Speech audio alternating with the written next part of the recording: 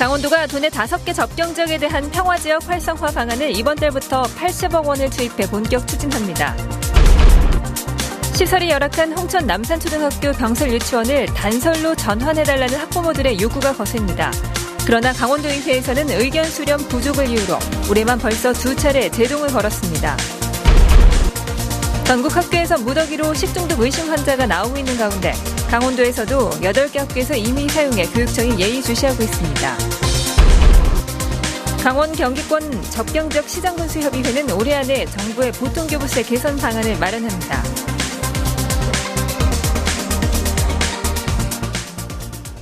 시청자 여러분 안녕하십니까? 강원도가 도내 5개의 접경지역을 평화지역으로 활성화하는 방안을 이번 달부터 본격 추진합니다. 올해 80억 원의 도비가 투입되는데 우려의 목소리도 적지 않습니다. 이재규 기자가 취재했습니다. 철원, 화천, 양구, 인제, 고성 등 도내 5개 접경지역이 새롭게 변신합니다. 강원도는 이들 5개 군지역에서 한 지점씩을 선정해 시가지 경관 개선 작업을 진행합니다. 철원 갈마릅 시가지, 화천 상서면 사방거리, 인제 서화면 천도리, 고성군 대진리 등입니다. 여기에 투입되는 예산은 도비만 약 60억 원입니다. 이외에 이들 5개 군지역에서 대형 평화 콘서트를 개최하고 매주 문화 공연을 열어 관광객에게 독특한 볼거리를 제공할 계획입니다. 각종 문화 프로그램을 운영하면서 많은 관광객들이라든가 이런 걸 목격할 수 있는 그런 기반을 마련할 계획입니다.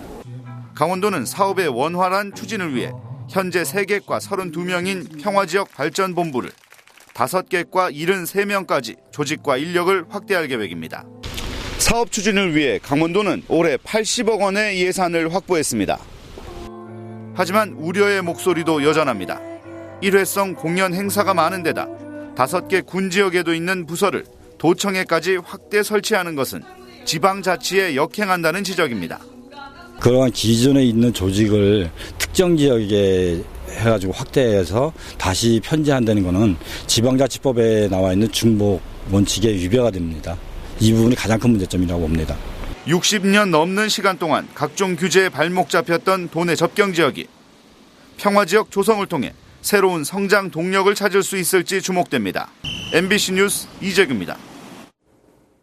시설이 열악한 홍천 남산초등학교 병설 유치원을 단설 유치원으로 전환해달라는 학부모들의 요구가 거셉니다. 그러나 강원도의회에서는 의견 수렴 부족을 이유로 올해만 벌써 2차례 제동을 걸었습니다. 강화길 기자가 보도합니다. 신나는 운동회가 열리고 있는 홍천 남산초등학교. 이 학교 병설 남산 유치원은 설립한 지 37년이나 됐습니다. 교실에 들어가 봤습니다. 교구와 교재들이 말끔히 정리되어 있습니다. 얼핏 봐서는 문제가 없어 보입니다. 하지만 유아들이 쉴 수 있는 취침실이 없습니다. 교실 한 귀퉁이에서 쉬어야 합니다. 여기 교실 한켠에 그냥 좀 한적한 곳에 이불을 펴고 누워 있거나 많이 아픈 경우는 어머니께서 데리고 가시기도 하시죠. 이뿐만 아닙니다. 필수 시설인 샤워실도 다목적실이나 유의실도 없습니다. 화장실도 교실 밖에 있어서 교사들의 아동 관리가 쉽지 않습니다. 거기에 세면대와 변기도 적습니다. 비좁은 놀이터에는 미끄럼틀이 사실상 전부입니다. 이런 열악한 시설이 알려지면서 64명 정원 중 원하는 49명밖에 없습니다. 학부모들은 반발하고 있습니다. 초등학교조차 비좁아 시설 확장도 불가능하다며 단설 전환을 촉구하고 있습니다. 이렇게 오랜 시간 동안 아이들을 이런 현실에서 이런 시설에서 놔두고 있었다는 거는 정말 저희 어른들이 다 반성하고 다 아이들에게 사과해야 될 문제라고 생각합니다. 이에 따라 강원도 교육청은 지난해 말 단설 전환 계획을 세웠습니다. 교육청은 이곳 폐교에 남산 유치원을 새로 지을 계획입니다. 하지만 올해 들어 2번이나 강원도의회에 제동이 걸렸습니다. 폐교인 장전 분교장에 89억 원을 들여 108명 정원의 유치원을 2020년에 개원할 계획입니다.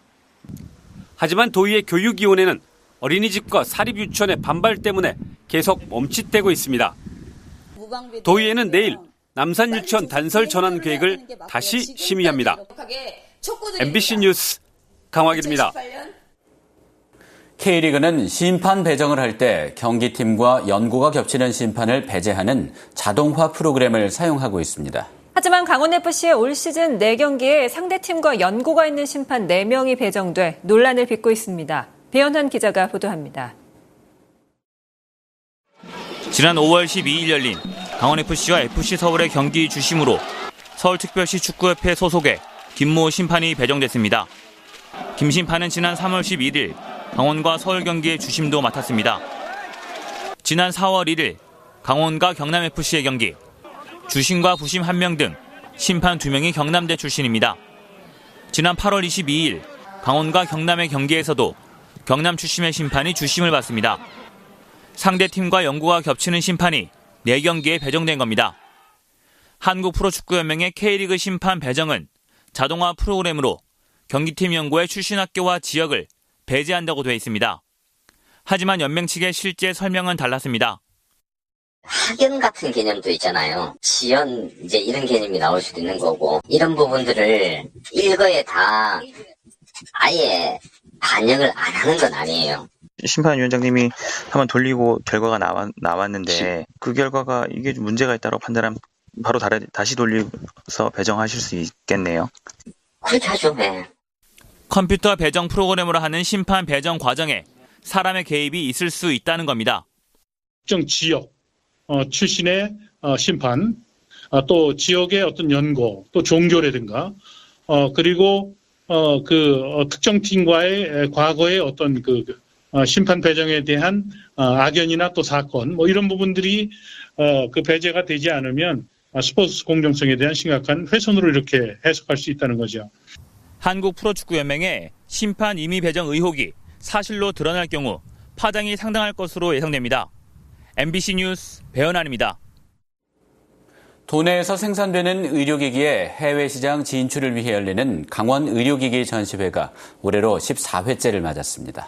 강원 의료기기의 우수성이 입소문을 타기 시작하면서 전시회를 찾는 해외 바이어도 해마다 늘고 있습니다. 권기만 기자입니다. 업체별 부스마다 상담 열기가 뜨겁습니다. 제품의 기능과 특징을 설명하고 바이어들에게 시연도 해보입니다. 가격 협상까지 모두 현장에서 이뤄집니다. 강원 의료기기의 해외 수출 시장 개척을 위한 의료기기 전시회가 개막했습니다. 이번 전시회에는 전 세계 47개 나라에서 165명의 해외 바이어들이 참가해 강원 의료기기 업체들과 수출 상담을 진행하게 됩니다. 강원 의료기기는 유럽과 미국 등 선진국 제품에 비해 품질은 떨어지지 않으면서 가격은 저렴해 전 세계적으로 각광을 받고 있습니다. Я из Украины, и в нашей стране корейское оборудование считается хорошего качества при умеренной цене. 특히 최근 한류와 함께 확산된 K-뷰티 인기에 미용 의료기기에 대한 바이어들의 관심이 높아지고 있습니다. 가격적으로 경쟁력도 워낙 좋고요. 그다음에 디자인 면이나 효과 면에서 워낙 우수한 능력을 인정을 받고 있기 때문에 해외 바이어들한테 아주 좋은 지금 반응을 받고 있습니다. 올해는 작년보다 5% 이상 증가한 180억 원 규모의 수출 계약을 목표로 하고 있습니다. 코스트라 강원본부와 산업단지공단하고 협력을 해서 해외 시장 진출을 위한 해외 바이어분들을 예년보다 50여 명 늘려서 해외 시장 진출에다가 초점을 맞춘 것이. 전시회 개막에 맞춰 의료기기 전자파 적합성 인증을 받을 수 있는 10m 규모의 챔버가 도내에서는 처음으로 공사에 들어가 지역 의료기기 업체의 제품 개발에 큰 도움이 될 전망입니다. MBC 뉴스 권기만입니다. 대형 식품업체 계열사의 급식을 납품받은 전국 학교에서 무더기로 식중독 의심 환자들이 나오고 있는 가운데 강원도에서도 8개 학교에서 이미 사용해 교육청이 예의주시하고 있습니다. 강원도교육청은 6개 시군 9개 학교에서 관련 식품을 신청해 지난 3일과 5일 이미 8개 학교가 급식을 실시했고 1개 학교가 아직 실시하지 않았다고 밝혔습니다. 도교육청은 이미 급식을 실시한 학교에서 증상자가 나오지 않았지만 상황을 계속 주시하고 있고 전체 학교에 동일 제품 사용 중단을 지시했습니다. 강원 경기권 접경지역 시장군수협의회는 올해 안에 정부의 보통교부세 개선 방안을 마련합니다. 협의회는 지난 3월부터 전문기관에 의뢰해 진행 중인 접경지역 보통교부세 개선 방안 연구 용역을 올해 안에 완료하기로 했습니다. 일부 지역은 인구보다 더 많은 장병이 주둔하고 있는 접경 지역의 특성을 현재 보통교부세 산정 방식이 정확히 담아내지 못해 용역 사업을 추진했습니다. 강원도 의회 개원 62주년을 축하하는 기념식이 오늘 오전 도의회 본회의장에서 열렸습니다. 오늘 기념식에는 작은 학교 학생과 역대 도의원, 도지사와 도교육감 등 140여 명이 참석해 바른 의회상 정립을 위한 방안에 대해 의견을 나눴습니다. 기념식에 이어 열린 강원 목민 봉사대상 시상식에서는 어려운 여건 속에서도 주민 복지를 위해 힘쓴 공직자 5명을 포상했습니다. 강원도교육청은 지방자치단체가 출연해 설립한 태백과 철원, 화천, 고성 지역 4개 공익법인을 대상으로 지도 점검을 벌입니다. 이번 합동점검은 장학금 지급이나 연구비 보조, 학술 등 공익법인 본연의 목적 사업을 수행할 수 있도록 지원하기 위해서입니다. 지도점검 주요 내용은 기본 재산과 보통 재산 관리, 기부금 관리와 직접 공익 목적 사업 사용 여부 등입니다. 뉴스를 마칩니다. 고맙습니다.